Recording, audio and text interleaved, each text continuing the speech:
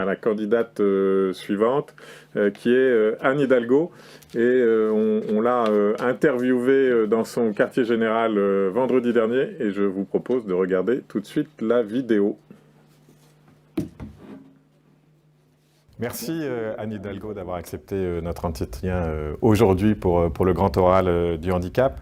On va ponctuer cet entretien de questions posées directement par des personnes handicapées et je vous propose d'en écouter une tout de suite. Le handicap, c'est le handicap physique mais aussi intellectuel. Qu'est-ce que vous prévoyez pour faciliter l'insertion de toutes les personnes handicapées dans notre société? Merci. Cette question, Madame Hidalgo, elle pose finalement une question assez générale sur votre ambition politique sur le handicap pour les 5 prochaines années. Est-ce que vous pouvez nous en dire un peu plus? Vraiment l'accessibilité universelle, ça me paraît l'élément fondamental. Je vous parle aussi avec l'expérience d'une maire de Paris qui s'est engagée aussi dans les Jeux Olympiques et Paralympiques pour faire bouger les choses et les faire bouger de façon assez radicale, parce que je crois que maintenant il faut qu'on aille vers quelque chose de massif. Donc l'accessibilité universelle, prendre en compte tous les types de handicap, et puis bien sûr dans cette action que je mènerai, démarrer par les enfants et par les étudiants, parce que là il y a des inégalités, des discriminations, le fait que les enfants en milieu scolaire ordinaire ne soient pas accompagnés par des professionnels rémunérés en nombre suffisant, c'est quelque chose qui crée pour moi une inégalité au départ et en plus qui empêche une rencontre. Parce que pour beaucoup des enfants, le fait qu'ils puissent se retrouver avec d'autres enfants dont la singularité va être une richesse, qui va leur apprendre justement à comprendre la diversité de notre monde et de l'espèce humaine, est quelque chose de très très positif pour tous les enfants. Donc je commencerai quand même dans cette accessibilité universelle par l'éducation. Dans vos 70 propositions, il y en a une notamment qui a retenu évidemment notre attention, c'est le fait de garantir la pleine citoyenneté aux personnes handicapées. Et notamment dans ces paragraphes, vous précisez que vous voulez continuer à œuvrer pour l'accessibilité universelle et je vous cite, en vous attaquant à tous les sujets, logement, transport, services, culture, sport. Est-ce que vous pouvez nous en dire plus sur la manière dont vous comptez vous attaquer à tous ces sujets, à l'accessibilité universelle? D'abord, je lancerai une grande conférence nationale sur l'accessibilité universelle parce qu'il faut absolument regrouper tout le monde et mettre à la fois les acteurs publics, les ministères, mais aussi bien sûr les entreprises, les acteurs privés. Ça doit être l'affaire de tous. Ensuite, décliner avec des plans très précis, programmer les choses, à la fois en termes d'investissement et en termes d'avancée des sujets. Prenons le cas de l'accessibilité dans les rues, dans les transports en commun. Ça passe par, bien sûr, des actions ministérielles, une action volontariste de l'État, mais ça passe aussi par une coordination et une implication des collectivités territoriales, des organismes de transport. Donc c'est avec eux qu'il va falloir programmer les choses, avec les bons acteurs. Vous savez, j'ai une certaine habitude quand même de l'exercice des responsabilités, et une des grandes difficultés dans notre pays, c'est que souvent au sommet de l'État, on pense parce que l'on a dit que c'est fait. En fait, non, il y a vraiment là pour le coup un gap. Si on ne s'appuie pas sur les bons acteurs, les acteurs compétents, ça ne marche pas. Je peux prendre le sujet du logement, qui est un sujet très important. Là aussi, j'ai cette expérience de maire de Paris qui a refusé que les normes en matière d'accessibilité soient réduites au motif que ça engendrait un coût de la construction supplémentaire.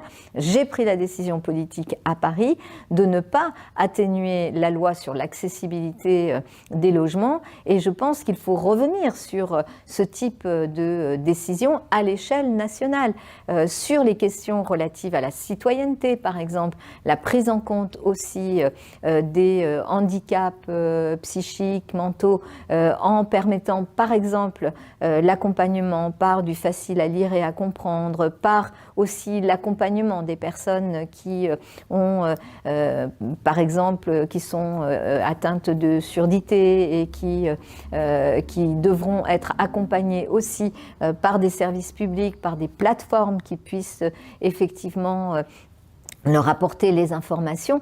L'accessibilité universelle, ça veut dire tout ça. Ça veut dire en fait un pays entier, des administrations, des services publics, mais aussi des entreprises qui intègrent le fait qu'il ne s'agit pas « ah, en plus, il faut faire ça », c'est de l'intégrer directement dans les programmes d'accessibilité aux services publics qui sont les nôtres. Je le sais, ça passe par beaucoup de volontarisme, hein, parce que sinon les choses se perdent dans les sables. Ça se passe aussi, et ça ne pourra fonctionner que s'il y a une évaluation régulière, indépendante, que je confierai évidemment aux grandes associations qui travaillent sur les droits des personnes en situation de handicap. Parce que s'il n'y a pas cette évaluation permanente, si les pouvoirs publics, le politique n'est pas challengé sur les actions qu'il doit conduire, alors ça se perd dans les sables et des années après, on arrive au constat que la loi de 75 n'est toujours pas appliquée. Donc il faut appliquer cette loi. Pour poursuivre sur la question de l'accessibilité, on a noté aussi que vous voulez faire entrer dans la Constitution la lutte contre le changement climatique. Que pensez-vous de notre proposition de faire entrer aussi le respect de l'accessibilité universelle dans la Constitution? Même chose, il faut l'inscrire dans la Constitution parce que vous avez raison, c'est la meilleure façon d'abord de fixer ça comme un objectif, dans les objectifs d'égalité, puisque c'est la promesse d'égalité républicaine qui s'inscrit aussi dans la Constitution, qu'il y ait un texte, un article de la Constitution qui reprenne ce droit des personnes en situation de handicap à pouvoir accéder à l'ensemble des services publics, au travail, etc., est indispensable parce que dès lors qu'il y a un point de droit sur lequel on peut s'appuyer, ça veut dire qu'on peut faire valoir ces droits.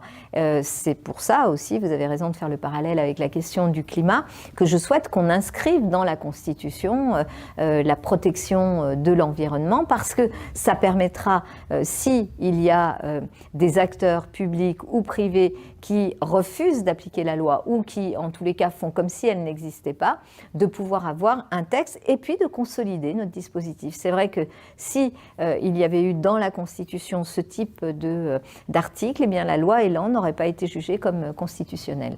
Enfin, pour finir sur la question de l'accessibilité, nous avons reçu beaucoup de questions sur l'accessibilité de la campagne électorale et je vous propose d'en écouter une.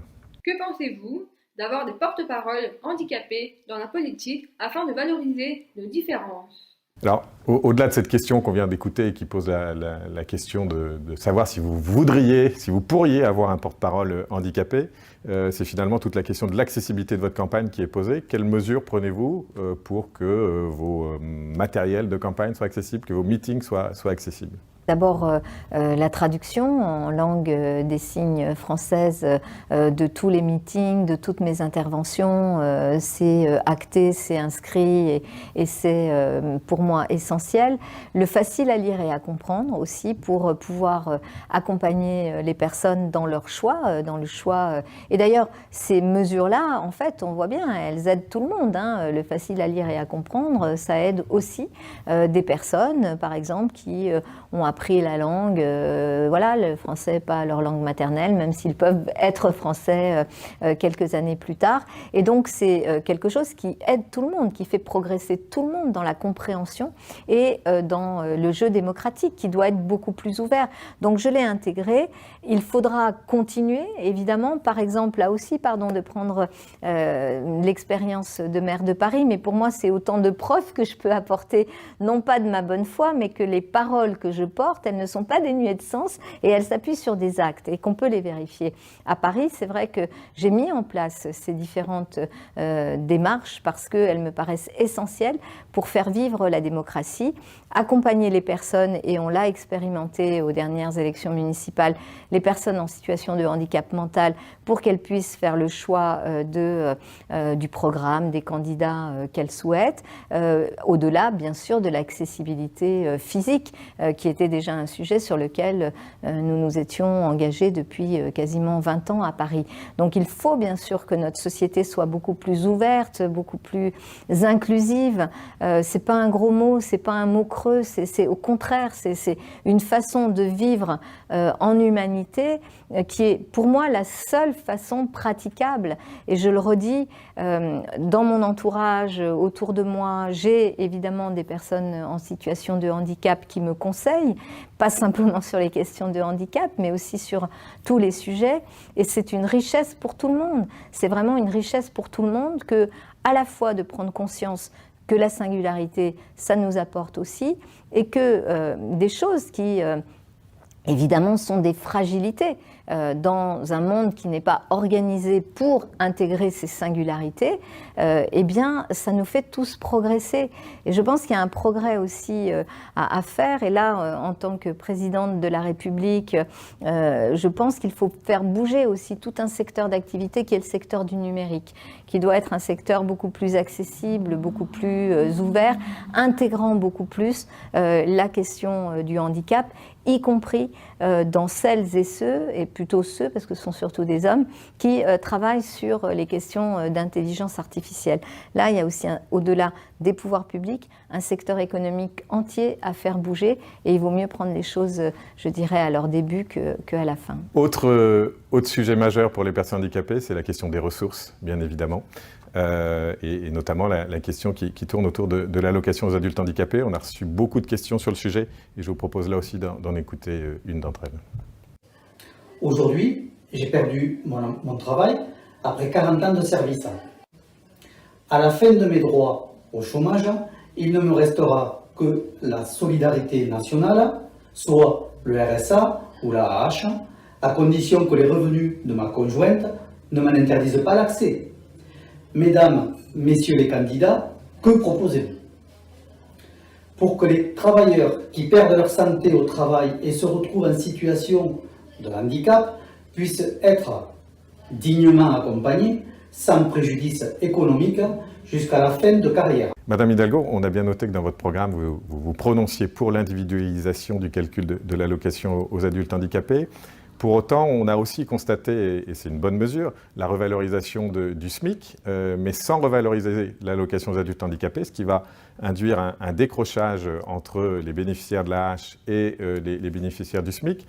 Et finalement, quelles sont vos propositions, au-delà du mode de calcul de l'allocation aux adultes handicapés, pour revaloriser le pouvoir d'achat des personnes handicapées ?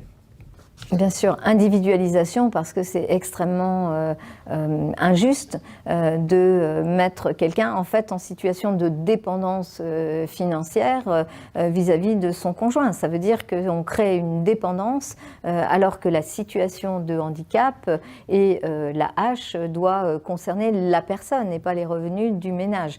Donc ça me paraît extrêmement important. Deuxièmement, oui, revaloriser une nouvelle prestation. Il faut aller vers une nouvelle prestation universelle d'accessibilité qui doit vraiment être aussi revalorisée et pensée en rapport avec le salaire minimum que je veux augmenter, parce qu'effectivement, on est quand même dans un pays où les ressources, notamment de ceux qui sont le moins bien indemnisés ou rémunérés, sont très très faibles par rapport au coût de la vie. Donc une prestation nouvelle, universelle et revalorisée qui viendrait justement accompagner ce travail, ce devoir d'accessibilité universelle par la question des ressources. Autre sujet, Madame Hidalgo, sur lequel nous avons reçu beaucoup de questions, c'est sur le manque d'établissements pour personnes handicapées, notamment personnes handicapées adultes. Et je vous propose d'écouter une de ces nombreuses questions que nous avons reçues. Que comptez-vous faire pour les amendements Creton, c'est-à-dire ces enfants et ces adolescents qui sont maintenus dans des établissements spécialisés pour enfants, faute de place dans des établissements pour adultes? Et dans ces établissements pour adultes, c'est-à-dire les MAS, notamment les femmes aussi, quels moyens supplémentaires comptez-vous leur donner pour qu'ils puissent fonctionner dignement dans le respect des besoins des personnes, que ce soit sur le plan médical ou sur le plan des activités? Merci. Le témoignage qu'on vient d'écouter pose la question du manque d'établissements pour les adultes handicapés, mais plus généralement aussi la question de la politique de l'autonomie dans notre pays. On a là aussi bien noté dans votre programme que vous vouliez donner du contenu à ce qu'on appelle la 5e branche de sécurité sociale dédiée à l'autonomie, mais vous en parlez uniquement sur l'aspect personnes âgées. Or, pour nous, cette branche doit aussi couvrir les besoins en compensation individuelle, collective des personnes handicapées. On estime de notre part à entre 10 et 12 milliards les besoins supplémentaires nécessaires. Que comptez-vous faire pour justement donner du contenu à cette branche pour favoriser la compensation des personnes handicapées ? D'abord, cette branche, elle est nécessaire, c'est vrai pour les personnes âgées, mais c'est vrai aussi, bien sûr, pour les personnes en situation de handicap. Il nous faut porter les allocations, les aides individuelles à des niveaux, on en a parlé sur la prestation universelle, mais il nous faut aussi avoir des institutions, des établissements qui accueillent les personnes qui sont en situation de dépendance plus importante. Ça veut dire du recrutement, là c'est identique, pour du recrutement de personnel qui accompagne, ça manque terriblement dans aujourd'hui les EHPAD et la question des personnes âgées, on sait qu'il manque environ 40 000 personnes pour pouvoir accompagner dignement les personnes en perte d'autonomie, donc du personnel, de la formation, des moyens supplémentaires. Le programme que je présente contient 50 milliards d'euros de dépenses nouvelles et 50 milliards d'euros de recettes nouvelles.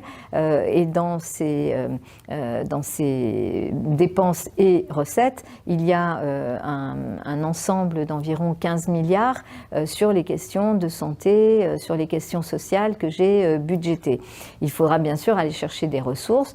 Aller les chercher où ? Eh bien, dans la réforme notamment des successions, où là je vais récupérer 8 milliards de plus par la réforme, notamment la taxation des très hautes successions. Je vais récupérer aussi des financements par une meilleure rentrée de tout ce qui est évasion fiscale et aujourd'hui, qui représente 80 milliards d'euros par an, mais évidemment, je ne pense pas qu'on arrive à récupérer ces 80 milliards d'euros par an, mais j'estime qu'on est en mesure de récupérer chaque année 6 milliards de plus par rapport à ce qu'on récupère déjà sur l'évasion fiscale. Bref, je ne passe pas toutes les sources de recettes pour financer ce 5e risque lié à la dépendance.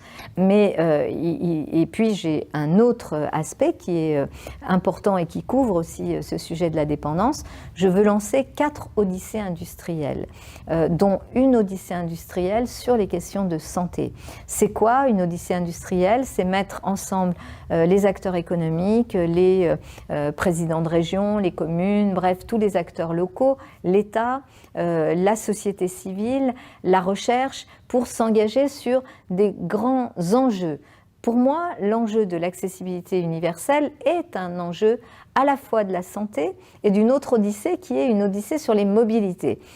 Donc je lance ces odyssées industrielles dans lesquelles je mets bien sûr de l'investissement public pour qu'on fasse progresser justement et la recherche et la science, et que l'on puisse aussi accompagner le travail que vont générer ces odyssées industrielles qui, par exemple, sur la question de la santé, ça va être des choses très matérielles comme relocaliser des usines de production de médicaments qui nous manquent ou de masques, etc.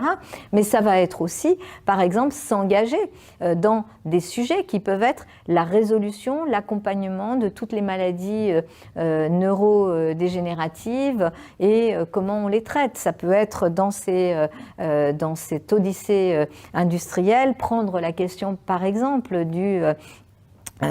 pas simplement de Alzheimer, mais aussi de l'autisme, comme des sujets sur lesquels on envisage à la fois tout ce qui est du domaine de la recherche scientifique, mais aussi tout ce qui est du domaine des applications industrielles et des applications sociales. Donc ces grandes odyssées peuvent nous permettre de nous rassembler sur des enjeux, des objectifs, des buts à atteindre. C'est une odyssée, c'est un grand voyage, c'est une grande aventure, mais une grande aventure que l'on consent, une grande aventure collective qui doit nous permettre de progresser. Donc une odyssée industrielle consacrée à la santé dans laquelle les questions relatives au handicap seront bien sûr présentes. Madame Hidalgo, la lutte contre le harcèlement scolaire est un sujet que vous portez régulièrement.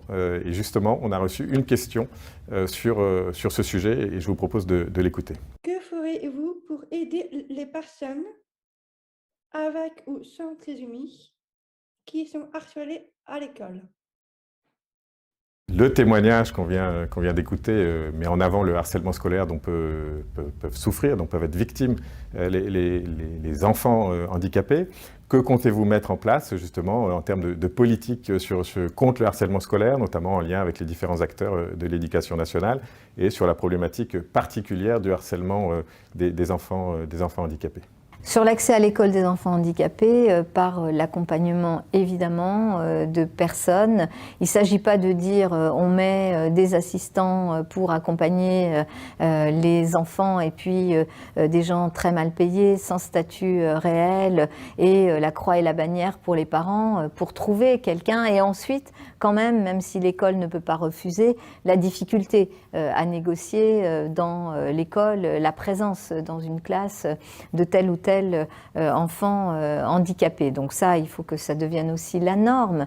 La norme, c'est qu'il y ait des professionnels en nombre suffisant rémunérés pour pouvoir accompagner les enfants et que ça ne soit pas la croix et la bannière pour les parents, pour essayer de trouver une solution et de se battre pour essayer à chaque fois d'avoir une solution, soit, je dirais, dans un cadre ordinaire, soit y compris dans des institutions lorsque la situation de l'enfant est beaucoup plus grave. Moi, j'ai vu la galère de parents, j'ai des amis que j'ai vu galérer, mais galérer parce que enfants très lourdement handicapés et être obligés de plaider devant des commissions pour que leur enfant puisse être accueilli, parce que sinon c'était quoi? C'était l'impossibilité de pouvoir s'occuper de lui en grandissant. Ça doit cesser, on doit être beaucoup plus protecteur des enfants et des parents qui vivent ces situations, et on ne peut pas considérer que ce sont des non-sujets, des sujets invisibles dans la société.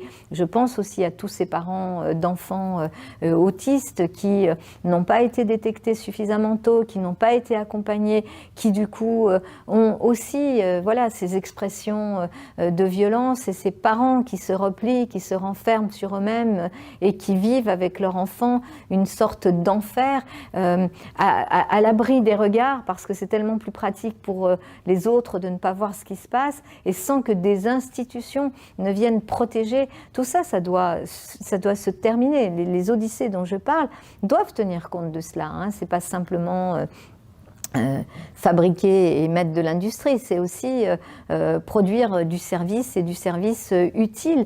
Une société et un gouvernement, il a du sens bien sûr pour assurer la prospérité et la stabilité d'un pays, mais la prospérité et la stabilité du pays ne peut pas se faire au détriment de ceux qui, parce qu'il y a ou un accident de la vie ou une situation de handicap à la naissance, fait basculer la vie de nos concitoyens. Donc ça me paraît quelque chose de très important. Et sur le harcèlement, là aussi, former les adultes à détecter, à pouvoir intervenir en amont, à désamorcer, à aussi sanctionner quand des enfants sont dans des attitudes inacceptables à s'en prendre à un enfant du fait de sa différence.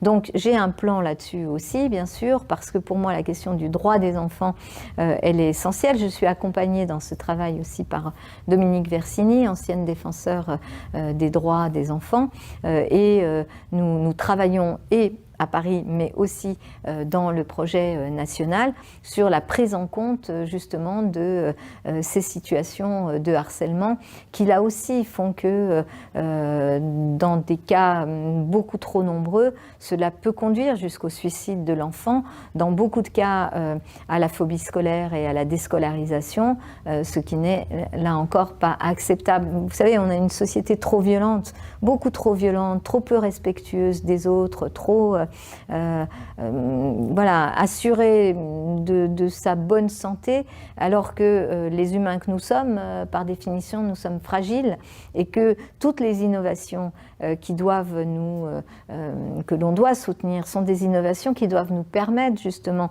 de travailler ces fragilités pour nous rendre beaucoup plus compréhensifs et bienveillants. Ça n'existe pas un monde où il n'y a que des gagnants et des gens en bonne santé toute leur vie. Ça n'existe pas. Et on est tous interdépendants. Une fois qu'on a compris ça, eh bien, on essaye, en tous les cas, je pense que c'est le rôle du président de la République et de la présidente que je serai, d'accompagner nos concitoyens dans cette société plus ouverte, plus bienveillante, moins violente, parce que on ne s'en sortira économiquement, socialement, démocratiquement, que si on va vers cette société beaucoup plus bienveillante. En conclusion, Madame Hidalgo, je vous laisse le mot de conclusion. Est-ce que vous auriez quelque chose, une proposition de votre programme qu'on n'a pas évoqué, ou un mot à dire aux électeurs handicapés que vous aimeriez nous dire aujourd'hui pour conclure cet entretien? Moi, j'ai beaucoup appris d'abord de la vie, tout simplement. J'ai beaucoup appris aussi dans mon mandat d'élu ces 20 dernières années à m'intéresser beaucoup, à voir, à essayer de comprendre, par exemple, la question de l'autisme, parce que je fais partie d'une génération qui, à l'époque, lisait Bettelheim. Et quand on nous expliquait que, en fait, par exemple, l'autisme, c'est la culpabilisation de la mère, heureusement, on en est sorti de tout ça.